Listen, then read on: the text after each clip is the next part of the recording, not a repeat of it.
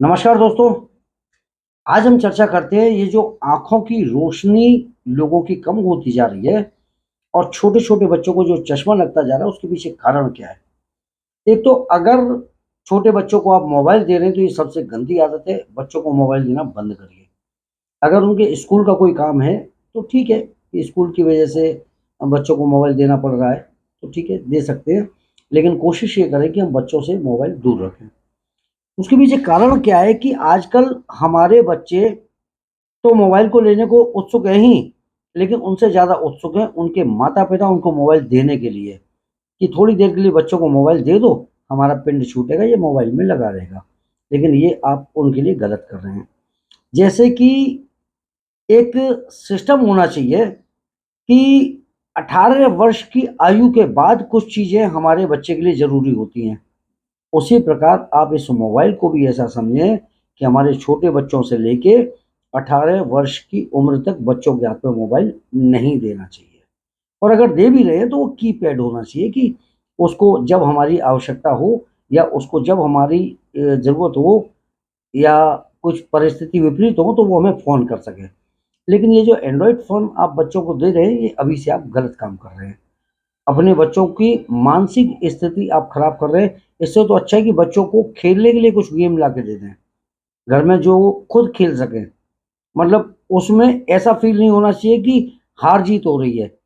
हार-जीत का मतलब ये कि जैसे कि आप कई बच्चों को मैं देखता हूँ कि कैरम बोर्ड ले आते हैं, लूडो ले आते हैं, साँप-सीढ़ी ले आते हैं। फिर वो बच्चा कहता है मैंने मम्मी को हरा दिया। फिर वो बच्चा कहता है मैंने पापा को हरा दिया। हार-जीत वाला गेम नहीं। जैसे वो पजल्ट वग़ैरह आती है, कुछ चीज़ें मैंने देखी है कि आदमी स्वयं अकेला खेल सकता है, अकेला कर सकता है, तो ऐसे खेल होने चाहिए कि जो जिसका संबंध हार-जीत से ना हो। क्योंकि अभी से अगर हमने बच्चों को ये सिखा दिया कि हार और जीत, इसका मतलब हमारे बच्चों के अंदर एक जीतने की इच्छाएँ जो है प्रबल होती चली जाएँगी और वो हराने में किसी को भी पीछे संकोच नहीं करेंगे। चाहे वो माता-पिता को हराना है तो उन्हें भी हरा देंगे, गुरुजन को हराना है उन्हें भी हरा देंगे, अपने मित्र हैं उनको भी हरा देंगे। मतलब उनके अंदर इस उत्सुकता ये रहेगी कि मुझे सबको हराना है। तो हमको अपने बच्चों को हराना और जिताना वाली कैटेगरी से भी बाहर रखना है। मतलब उनको सिखाइए, लेकिन वो कोई भी गेम खेलें, खुद खेलें। मतलब अपने आप बहुत तरीके ऐसे हैं खेलने के कि खेल सकते हैं। तो अब मोबाइल की वजह से ही बच्चों को चश्मा चढ़ रहा है, उनका दिमाग खोखला हो रहा है। इसके लिए हम क्या कर सकते हैं कि जिससे हमारे बच्चों का चश्मा जो है 1 नंबर हुआ, 2 नंबर बढ़ा, 3 नंबर बढ़ा, तो ये बढ़ता जो चला जा रहा है उसके पीछे हमें क्या करना है? आप किराने की दुकान पे जाके सफ़ेद मिर्च आती है दक्षिणी मिर्च, 25 ग्राम वो लेनी है, 50 ग्राम सौंफ लेनी है मोटी वाली, 25 ग्राम दक्षिणी मिर्च, 50 ग्राम सौंफ और 250 ग्राम बादाम लेना है।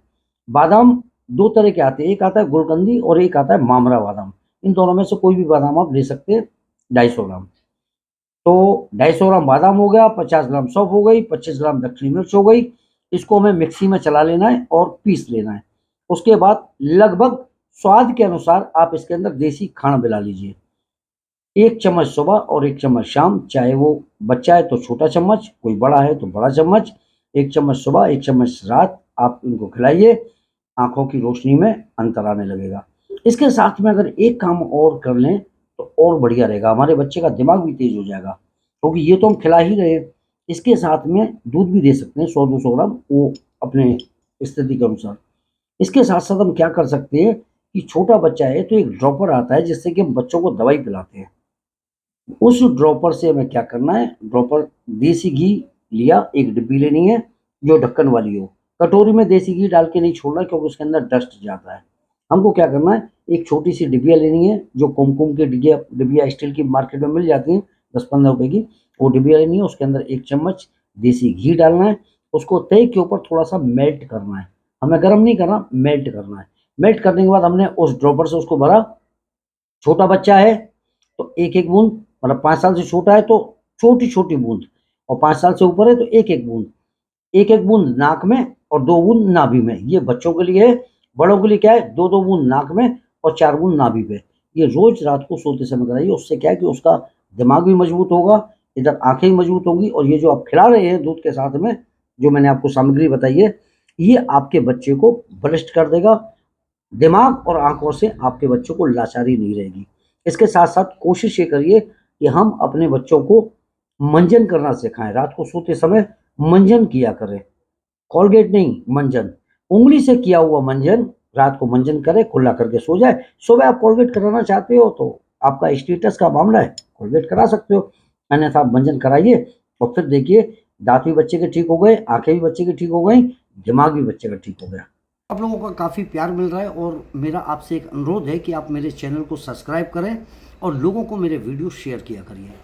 जिस व्यक्ति को कोई भी अगर परेशानी है, कोई भी बीमारी है, तो कमेंट में लिख के डाल सकते हैं, मुझको लिख के भेज सकते हैं, ताकि मैं उस बीमारी के ऊपर आपको वीडियो बना के भेज सकूं। आप घरेलू उपाय के माध्यम से स्वस्थ रह सकें, मस्त रह सकें और जीवन को आनंदपूर्वक जी सकें। जय हिंद, जय भारत।